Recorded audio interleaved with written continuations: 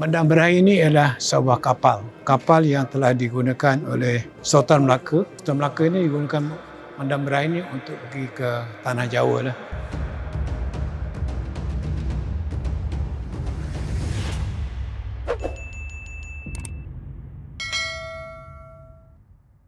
Semasa Sultan Mansur Shah berkahwin dengan Puteri Majapahit. Tetapi yang lebih besar lagi ialah Medan Berahi ini adalah merupakan sebuah kapal yang amat besar yang telah digunakan oleh Hang Tuah untuk menjelajah ke negara-negara luar lah. Hang Tuah ini adalah sebagai laksamana, pengawal peribadi dan sebagai ahli pelayaran. Jadi Hang Tuah tu pergi ke India, pergi ke negeri China, pergi ke negeri Arab sampai ke Rom.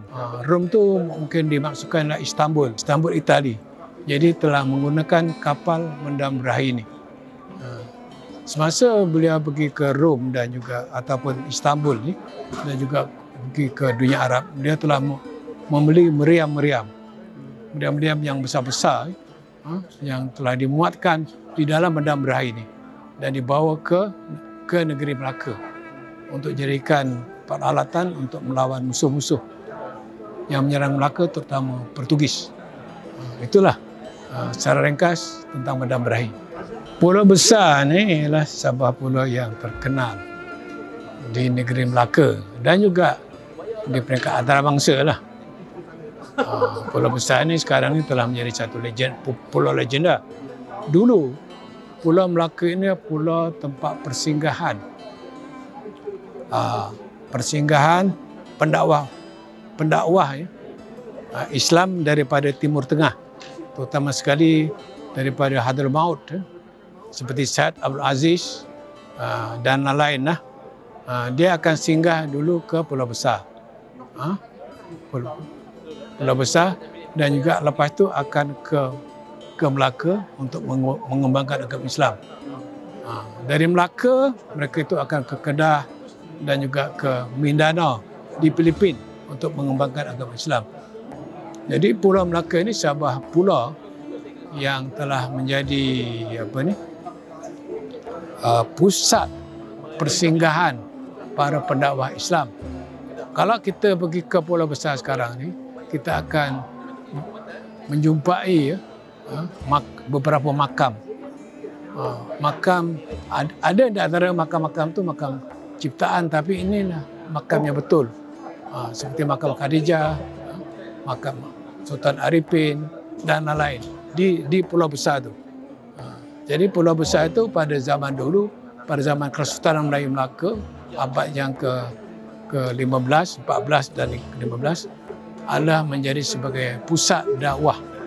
Pendakwah tu dia akan berhenti dahulu, singgah dulu di Pulau Besar dan selepas itu akan ke negeri Melaka dan ke tempat-tempat lain di tanah Melayu ini.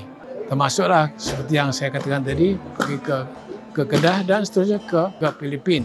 Sekarang ni Kerajaan Melaka sedang dalam perancangan untuk menjadikan Pulau Besar itu sebagai pusat dakwah dengan mendirikan sebuah masjid yang besar. Sekarang. Adakah orang Melayu cuma ada satu negara atau ada banyak negara dan kerajaan sebelum terbentuknya Malaysia hari ini? Ya memang. Banyak memang kerajaan-kerajaan Melayu wujud sebelum tertubuhnya sebelum kedatangan penjajah Barat. Penjajah Barat itu adalah Portugis dan Belanda ke negeri Melaka dan penjajah Belanda juga pergi ke Indonesia. Dan dah ada kerajaan Melayu. Contohnya ialah macam keadaan kerajaan Melayu Kedah Tua, kerajaan Melayu di Palembang, kerajaan Melayu di Riau, kerajaan Melayu di Pontianak, kerajaan Melayu di Jawa dah sebut tadi. Jawa belum? Di Jawa tu ada beberapa kerajaan lain. Tapi yang terkenal ialah kerajaan Melayu Demak, kerajaan Melayu Banjarmasin dan juga kerajaan Melayu di Samarinda. Semua tu di Kalimantan. Dan juga kerajaan Melayu Bugis di Sulawesi. Dia sudah ada. Lain? So maknanya macam kita ada banyak negara sebelum terbentuknya Malaysia dan Indonesia. terbentuknya kerajaan di Malaysia dan juga di Indonesia memang ada. Memang telah wujud banyak kerajaan-kerajaan Melayu. Tapi setelah tertubuhnya kerajaan Melayu Melaka, kerajaan Melayu Melaka telah menyatukan kerajaan-kerajaan Melayu di semenanjung tanah Melayu. Kerajaan Melayu Melaka ini telah ditubuhkan pada 1262 sampai 1511. Dengan wujudnya kerajaan Melayu Melaka ini telah dapat disatukan semua kerajaan-kerajaan Melayu di semenanjung tanah Melayu dan juga di timur Sumatera. Bahagian Riau. Bahagian Riau tu. Di timur Sumatera terjumpa satu kerajaan Melayu. Selepas itu barulah wujud penjajahan. Kerajaan Melayu Indonesia. Dan kemudian barulah wujudnya penjajahan.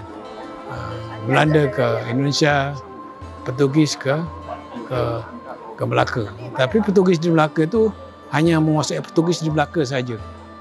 Dia tidak menguasai seluruh tanah Melayu. Walaupun dalam sejarah Belanda ni dan juga Portugis dikata dia menguasai seluruh tanah Melayu. Yang sebenarnya tidak. Sebenarnya menguasai kota Melaka. Lepas itu Portugis buat kota Melaka. Kota tu kat situlah. So dia tak keluar lah. Tak keluar.